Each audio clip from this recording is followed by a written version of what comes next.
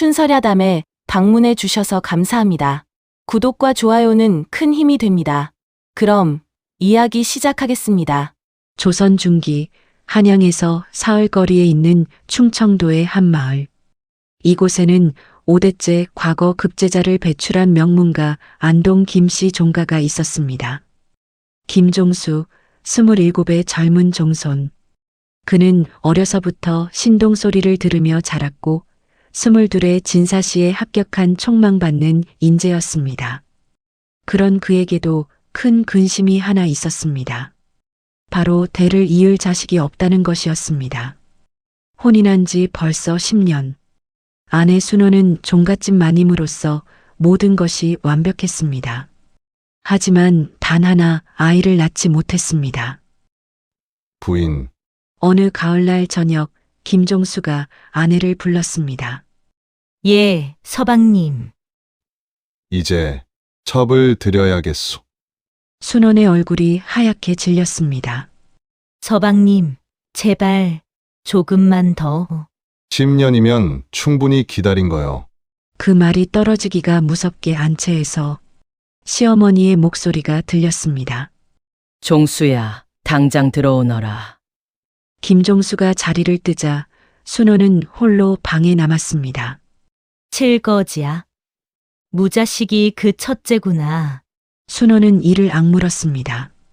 명문가의 규수로 태어나 명문가의 마님이 되었건만 아이 하나 못 낳은 죄로 천한 계집의 자식에게 모든 것을 빼앗길 처지였습니다.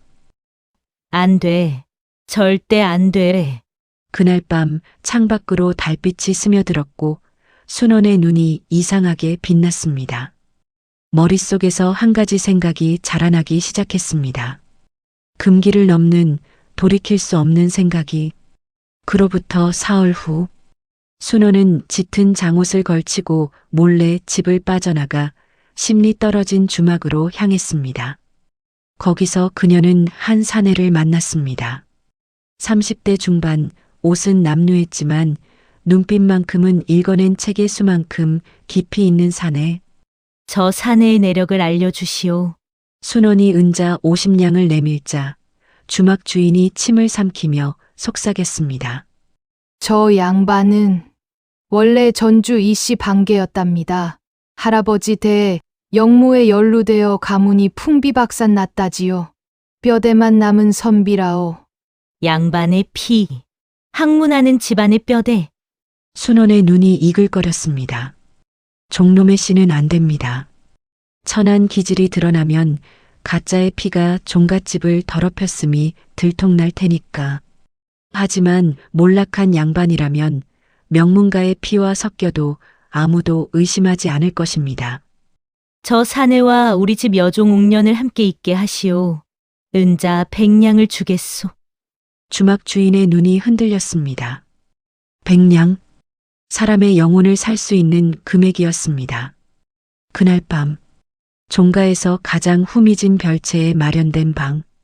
옥년은 23의 젊은 여종이었습니다. 순원이 친정에서 데려온 몸종으로 시댁 사람들은 그녀의 존재조차 잘 모르고 있었습니다. 옥년은 방 구석에 주저앉아 있었습니다. 마님, 제발, 제가 사람이 아닙니까? 닥치고 누워. 순원의 목소리는 식어버린 기름처럼 무거웠습니다. 순원은 떨리는 옥년의 몸을 억지로 일으켜 이불 위에 눕혔습니다. 네 자식을 낳는 게 아니야. 내 자식을 네가 대신 잉태하는 거지. 너의 몸은 그저 흙으로 빚은 그릇일 뿐이다. 마님, 옥년의 눈에서 눈물이 쉴 새 없이 흘렀습니다. 문이 열리고 술에 취한 떠돌이 사내가 비틀거리며 들어왔습니다. 그는 이 밤이 어떤 의미를 갖는지 알 생각조차 하지 않았습니다. 단지 따뜻한 술과 돈에 취해 있을 뿐. 순호는 문 밖에서 서늘한 달빛 아래 홀로 섰습니다. 안에서는 비명 대신 낮은 흐느낌만이 새어나왔습니다. 순호는 그 소리를 들으면서도 눈 하나 깜짝하지 않았습니다. 그녀의 머릿속에는 오직 김씨 종가의 족보만이 박혀 있었습니다. 나는 살아남는다. 그리고 그날 밤의 일은 달빛조차 차마 내려다보지 못한 채 깊은 어둠 속에 갇히고 말았습니다.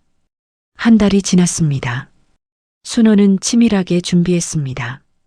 그녀는 먼저 한양에서 이름 없는 늙은 의원을 은밀히 불러 은자 10량을 쥐어주었습니다. 단지 한 번 서방님의 앞에서 맥을 짚고 태기가 있다고만 말해 주십시오. 마님 제 명주를 걸라는 말씀이십니까? 노인의 손이 미세하게 떨리고 있었습니다. 이 집안의 이름은 자신의 목숨값보다 무거웠기 때문입니다. 10냥입니다.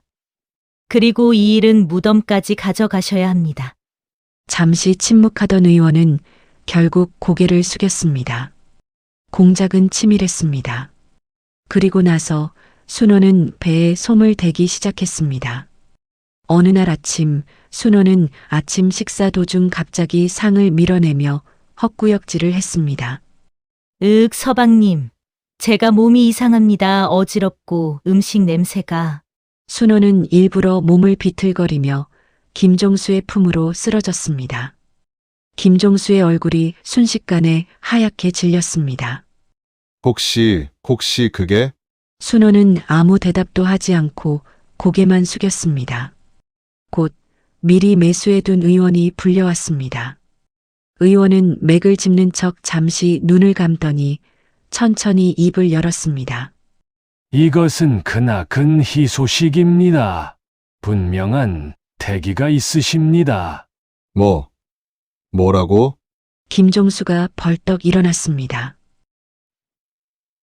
예, 석 달은 되었을 것입니다. 그래야 했습니다.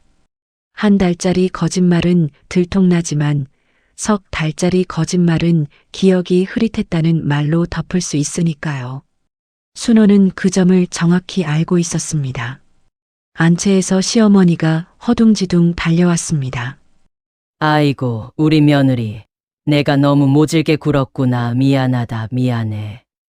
집안은 순식간에 축복과 환호로 가득 찼습니다. 눈물 흘리며 기뻐하는 얼굴들. 그 위선적인 광경 속에서 순호는 고개를 숙인 채 속으로 차갑게 비웃었습니다. 이제 시작일 뿐이야. 이 모든 것은 내가 쌓아 올린 거짓의 탑이지. 같은 시각 별채. 옥녀는 자신의 뱃속에서 무언가가 자라고 있음을 더 이상 부정할 수 없었습니다.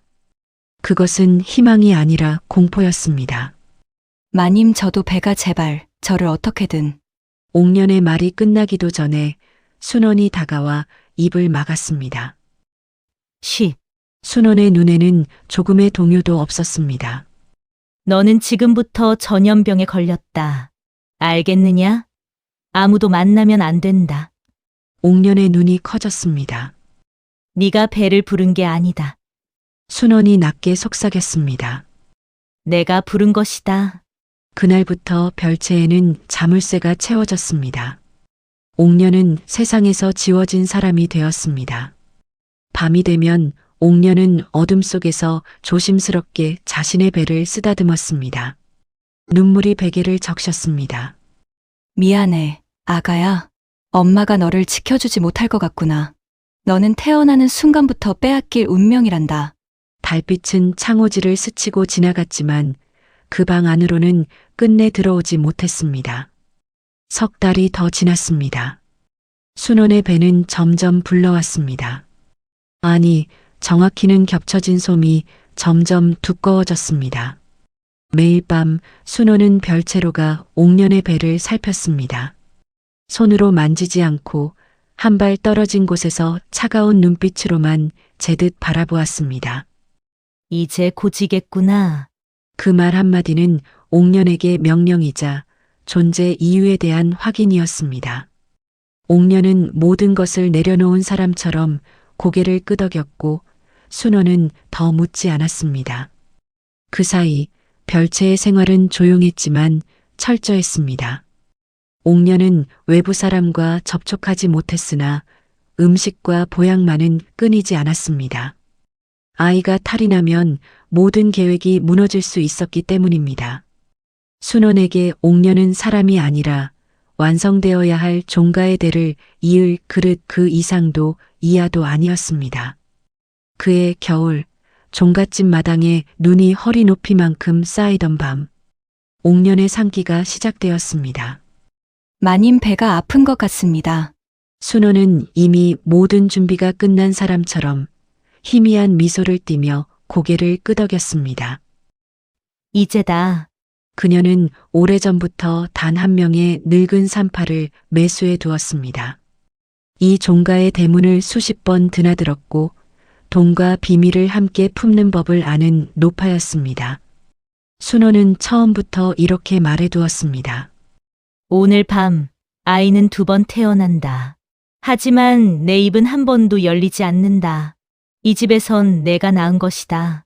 산파는 아무 말 없이 마치 돌덩이처럼 무거운 침묵으로 고개를 끄덕였습니다. 별채의 방은 조용했습니다. 옥녀는 비명 대신 입술을 씹어 터뜨리며 숨을 죽인 채 아이를 낳았습니다. 잠시 후 아기의 울음소리가 짧게 울렸습니다. 아드님입니다. 산파는 담담하게 말하며 아이를 깨끗이 씻겼습니다. 그리고 단 한 번도 옥년의 품에 안기지 않은 채 화려한 비단보에 싸서 순원에게 건넸습니다. 옥년은 힘없이 손을 뻗었습니다. 마님 제발 한 번만 아이의 얼굴만이라도. 하지만 산파가 아이를 순원에게 건네기 직전 옥년은 필사적으로 아이가 입었던 베네저고리를 움켜쥐었습니다. 아이의 탯줄에서 나온 피가 아직 채 마르지 않은 그것만은 빼앗기지 않았습니다. 순호는 잠시 멈춰섰습니다. 아주 짧은 순간 어둠 속에서 흔들린 것처럼 보였지만 곧 냉정함으로 스스로를 무장하며 고개를 돌렸습니다. 기억하지 마라. 너는 이 일을 잊고 아이는 너를 모른다. 그 말로 옥년과 아이의 시간은 그 자리에서 갈라졌습니다. 그 시각 안채 산실청 같은 산파가 옷을 갈아입고 숨겨둔 아이를 품에 안고 들어와 있었습니다. 이것이 계획의 핵심이었습니다. 출산은 두 장소에서 벌어진 한 번의 연극이었습니다. 순호는 이미 자리에 누워 있었습니다. 이마에는 땀을 묻혀두었고 숨은 거친 산모처럼 조절되어 있었습니다. 아파요. 이제는. 시녀들이 허둥대며 오가고 산파가 힘껏 외쳤습니다. 힘을 내십시오. 마님, 이제 곧입니다. 그리고 미리 정해둔 시간이 되자 산파는 비단보에 쌓인 아이를 순원의 품 위에 올려놓았습니다. 아기가 나왔습니다. 튼튼한 아드님입니다. 대청마루에서 기다리던 김종수가 벌떡 일어났습니다.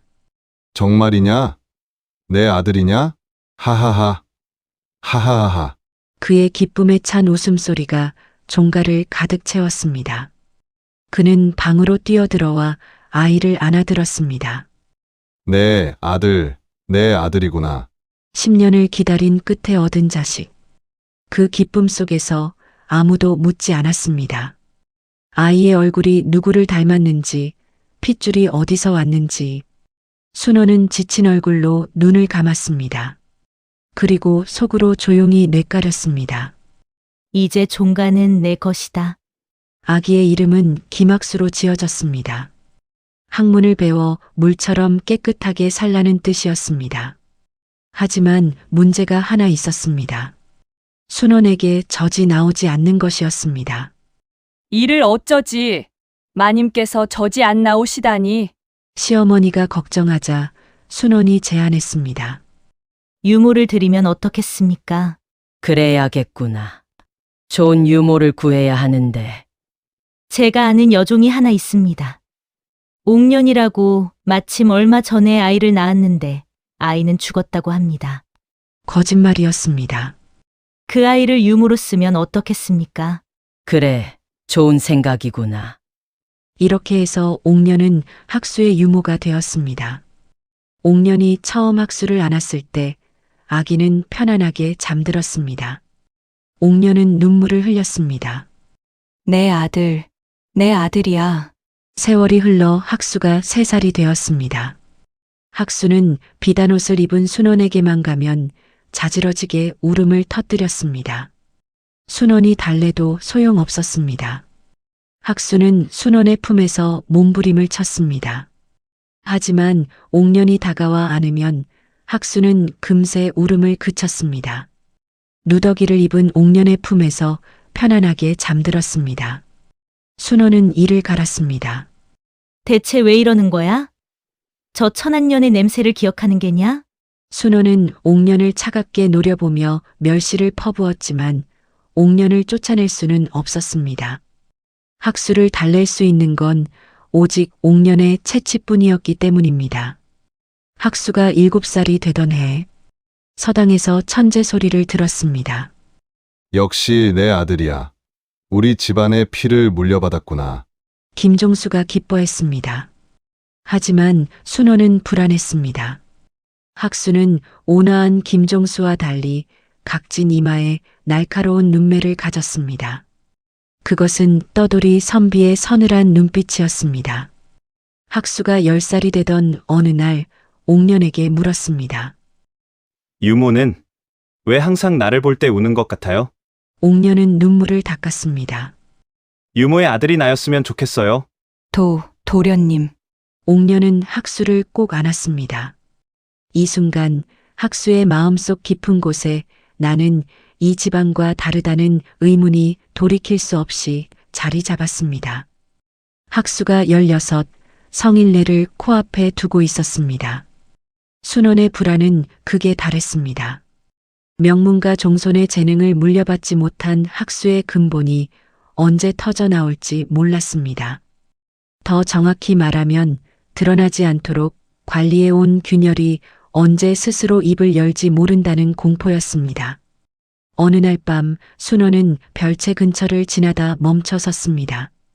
옥년과 학수가 나누는 대화 소리가 희미하게 들려왔습니다.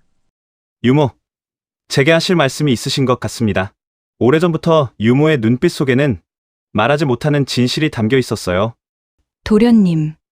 사실은 제가 순원의 심장이 멎는 듯 했습니다. 지금이구나. 그 순간 순원의 머릿속에는 단 하나의 계산만 남았습니다. 진실이 완성되기 전에 말의 자리를 지워야 한다는 계산이었습니다. 순원은 급히 발길을 돌려 안채의 약장으로 향했습니다. 손에 잡힌 것은 독약이 아니었습니다. 그저 하루 이틀 깊이 잠들게 하는 약이었습니다. 그녀는 스스로에게 되뇌었습니다. 잠시뿐이다. 성일내만 넘기면 이 집의 질서는 다시 잠잠해진다. 이것은 살해의 결심이 아니라 위험을 미루는 선택이었습니다. 순호는 식은땀을 흘리며 약을 옥년에게 내밀었습니다. 이것을 마셔라. 몸보신용 약이다. 요즘 기운이 없어 보이니 푹 자거라. 옥년은 순원의 눈빛에서 묘한 단절을 느꼈지만 도련님을 향한 마지막 의무감이 의심을 눌러버렸습니다. 그녀는 아무 말 없이 약을 마셨습니다. 그러나 16년간 그림자처럼 살며 모든 것을 소진한 옥년의 몸은 이미 한계에 와 있었습니다. 약이 몸에 닿자 옥년은 곧장 고통을 호소했습니다. 마님. 옥년이 배를 움켜쥐며 쓰러졌습니다. 그제야 순원의 얼굴이 하얗게 질렸습니다. 옥년아. 일어나라. 이런 일이 될 줄은. 순원은 반사적으로 손을 뻗었습니다. 하지만 그 손은 끝내 닿지 않았습니다. 머릿속에서 또 하나의 계산이 고개를 들었기 때문입니다. 지금 누군가를 부르면 모든 것이 설명되어야 한다. 그녀는 잠시 문턱 앞에 서서 숨을 고른 뒤 아무 일도 없다는 듯 돌아섰습니다. 이것은 독살이 아니라 선택된 방치였습니다. 침묵으로 완성되는 살인이었습니다. 유모, 그때 마침 지나가던 학수가 옥년의 흐느낌을 듣고 별채로 달려왔습니다. 유모, 정신 차려요. 의원을 불러야 합니다. 도련님. 옥녀는 자신을 외면하고 사라진 순원의 뒷모습 대신 눈물 어린 학수의 얼굴을 보며 비로소 안도했습니다. 그녀는 피를 토하며 학수의 손을 필사적으로 붙잡았습니다. 안 됩니다. 이미 늦었어요. 옥녀는 떨리는 손을 옷고름 사이로 넣어 품 안에서 낡고 피 묻은 천 조각을 꺼냈습니다. 16해 전 학수가 태어났을 때 입었던 베네 저고리. 아이의 탯줄에서 나온 피가 스며든 옥년이 평생 간직해온 유일한 증거였습니다. 이게 뭐예요? 학수의 목소리가 갈라졌습니다. 옥년은 남아있던 숨을 모두 끌어모아 눈물 대신 진실을 내뱉었습니다. 도련님, 당신은 마님이 빼앗아 간 제 아들입니다. 뭐라고요? 그 한마디와 함께 학수의 세상은 조용히 무너져 내렸습니다. 마님이 절 이용했어요. 도련님을 낳게 해서 빼앗아 갔어요. 미안하다는 말은 끝내 소리로 나오지 못했습니다. 옥년의 눈은 학수의 얼굴을 향한 채 조용히 감겼습니다. 유모. 유모. 학수가 몸을 흔들었지만 옥년은 이미 숨이 끊어진 뒤였습니다.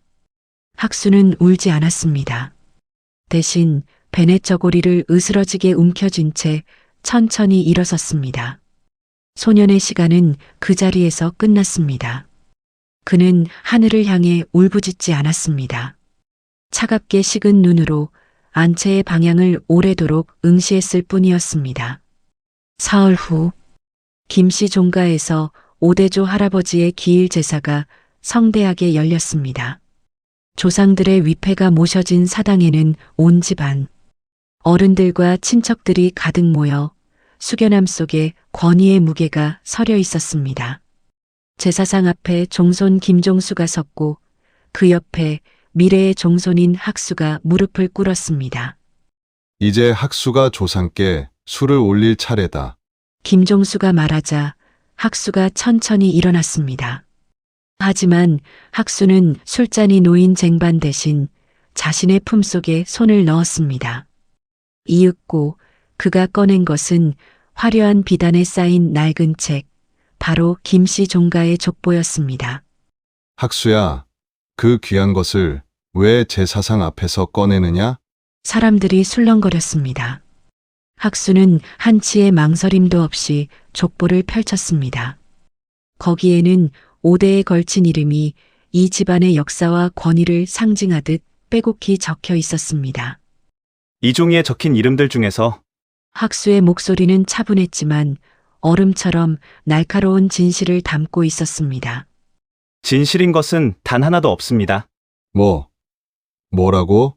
김종수가 제사상 앞에서 벌떡 일어났습니다. 학수야, 무슨 망령된 소리냐? 학수는 족보를 높이 들었습니다. 그의 그림자가 벽에 길게 드리워졌습니다. 이 족보에 적힌 김학수. 이 이름은 거짓으로 시작된 가짜입니다. 저는 이 집안의 뼈대와 아무 관계가 없습니다. 학수야, 닥쳐라. 순원이 안채 입구에서 날카로운 비명을 질렀습니다. 학수는 그녀를 외면한 채 품에서 피 묻은 베네 저고리를 꺼냈습니다. 이것은 옥년이 저를 낳았을 때 입혔던 것입니다.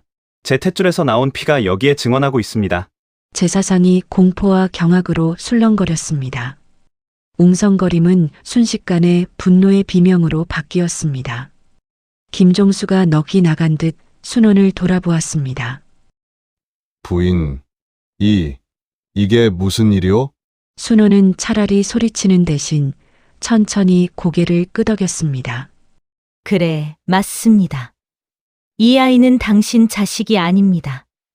그리고 그녀는 16년간의 악행을 담담하게, 그러나 오만하게 쏟아냈습니다. 나는 쫓겨날 수 없었어요. 첨년의 자식에게 이 종갓집의 권위를 넘길 순 없었지요. 그래서 나는 이 아이를 이 집안의 장손으로 만들기로 마음먹었어요. 이럴 수가. 집안의 수치다. 멸문이다. 어른들의 비명이 터져 나왔습니다. 하지만 학수는 이 모든 혼란 속에서도 고요했습니다. 그는 조용히 제사상 옆에 향로에 타오르는 불로 다가갔습니다. 학수야, 뭘 하는 거냐? 학수는 족보를 화로 위에 들었습니다. 종이 끝이 불꽃에 닿아 검게 타오르기 시작했습니다. 학수야, 안 돼. 종가의 근본이다. 김종수가 달려왔지만 이미 늦었습니다. 쉬익. 학수가 족보를 불길 속에 던졌습니다. 500년 역사의 무게가 담긴 두꺼운 종이가 맹렬하게 활활 타올랐습니다. 5대에 걸친 명문가의 자부심은 제사장의 열기 속에서 한 줌재로 변했습니다. 이 종이 쪼가리에 적힌 이름이 무슨 의미가 있습니까? 거짓으로 쌓아 올린 탑은 반드시 무너지는 법입니다. 학수가 타들어가는 족보를 바라보며 냉철하게 말했습니다. 저는 이제 이 집안의 사람이 아닙니다. 김학수도 아닙니다. 학수는 제사상에서 돌아섰습니다. 그의 발걸음은 별채, 어머니 옥년의 시신이 있는 곳으로 향했습니다. 학수는 옥년의 시신을 조심스럽게 등에 업었습니다. 학수야, 가지 마라. 제발. 김종수가 무너진 표정으로 뒤따라왔습니다. 저를 부르지 마십시오. 아니야. 피가 섞이지 않았어도 넌 내 아들이야. 내가 너를 기른 아버지잖니. 김종수의 눈에서 참을 수 없는 회한의 눈물이 흘렀습니다. 학수는 멈춰섰습니다. 그는 김종수의 얼굴을 돌아보았습니다. 아버님, 한 가지만 묻겠습니다. 그래. 만약 처음부터 제가 당신의 피가 아니라는 것을 아셨다면 이 16년을 단 하루라도 저를 아들이라 불렀겠습니까? 김종수는 대답하지 못했습니다. 그의 입술은 떨렸고 눈빛은 흔들렸지만 끝내 그 침묵을 깰 수 없었습니다. 그 침묵이 제가 들을 수 있는 유일한 답입니다. 학수가 쓸쓸함과 해방감이 뒤섞인 미소를 지었습니다. 안녕히 계십시오. 학수는 다시 돌아서서 걸었습니다. 어머니의 시신을 업고 김씨 종가의 멸망을 상징하는 검은 연기를 뒤로 한 채 대문을 지나 종가를 벗어났습니다. 뒤에서는 김종수의 통곡 소리가 들려왔습니다. 학수야, 학수야. 눈이 내리기 시작했습니다. 하얀 눈이 학수의 어깨 위에 옥년의 시신 위에 소복이 쌓였습니다. 학수의 발자국이 눈 위에 찍혔고 그 뒤로 모든 과거가 지워지는 듯 긴 여정이 이어졌습니다. 그로부터 10년이 흘렀습니다. 김씨 종가는 종가의 권위를 상징하는 족보가 불타버린 후 급속도로 쇠락했습니다. 더 이상 명문가가 아니었습니다. 순호는 집에서 쫓겨나 주막에서 허드렛 일을 하며 여생을 보냈습니다. 그녀의 모든 치밀함은 결국 아무것도 남기지 못했습니다. 김종수는 술에 빠져 살다가 40 중반에 외롭게 세상을 떠났습니다. 그의 16년은 거짓으로만 채워진 허상이었습니다. 학수는 어머니 옥년을 양지 바른 땅에 묻어주고 김학수라는 이름을 버렸습니다. 그는 옥년의 아들이라는 뜻을 담아 옥수라는 새 이름을 지었습니다. 옥수는 더 이상 양반의 규율에 얽매이지 않았습니다. 그는 천하게 여겨지던 장사를 시작했습니다. 뼈대만 남은 양반의 피와 종의 피가 섞인 그는 어느 쪽에도 속하지 않았기에 오히려 자유로웠습니다. 옥수는 성실함과 사람을 대하는 공평함으로 큰 신뢰를 얻었고 10년 만에 한양에서 손꼽히는 큰 상단을 일구어냈습니다. 옥수는 매해 어머니의 무덤을 찾아 성공한 자신의 모습을 보여주었습니다. 그는 종가에서 얻지 못한 진정한 가치와 자수성가를 이뤄냈습니다. 그의 삶은 어머니의 희생이 헛되지 않았음을 증명하는 가장 확실한 족보가 되었습니다. 이 이야기는 우리에게 묻습니다. 가문의 권위와 혈통이 인간의 존엄성 위에 설 수 있는가? 거짓으로 쌓아 올린 행복은 일시적일 뿐 가장 결정적인 순간에 모든 것을 무너뜨리는 독이 됩니다. 진실은 감출 수 없습니다. 언젠가 드러나게 되어 있으며 그 순간 거짓으로 얻은 모든 것은 한순간에 사라집니다. 학수의 선택처럼 때로는 고통스럽더라도 스스로의 진실된 뿌리를 찾아 나서는 것이 껍데기뿐인 명예에 안주하는 것보다 낫습니다. 오늘 이야기가 여러분의 가슴에 깊은 울림을 남겼다면 좋겠습니다. 순원의 선택은 과연 용서받을 수 있을까요? 학수는 종가를 무너뜨린 것에 후회는 없었을까요? 댓글로 여러분의 생각을 들려주세요. 여러분의 의견이 이 이야기의 진정한 결론이 됩니다. 저희 채널은 다음에도 조선시대의 충격적이고 깊이 있는 야담을 들고 찾아오겠습니다. 구독과 좋아요, 알림 설정으로 다음 이야기를 놓치지 마세요. 그럼 다음 이야기에서 만나요. 감사합니다.